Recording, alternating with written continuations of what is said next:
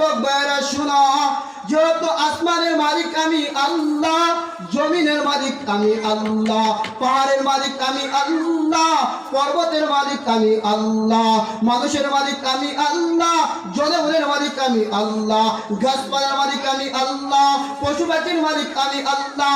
সব কিছুর মালিক যদি আমি আল্লাহ হই, তাহলে আমি আল্লাহকে ভালোবাসা দরকার আছে কিনা?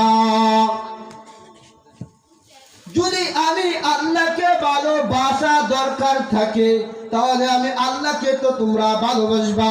তখন আমরা জবাবে বললাম, হ্যাঁ আল্লাহ, আমরা তোমাকে ভালোবাসি। তখন আল্লাহ পাক রব্বুল আলামিন জানিয়ে দিলেন, আমি আল্লাহকে যদি ভালোবাসতে চাও, তাহলে আমার নবী, আমার বন্ধু মুহাম্মদকে ভালোবাসো।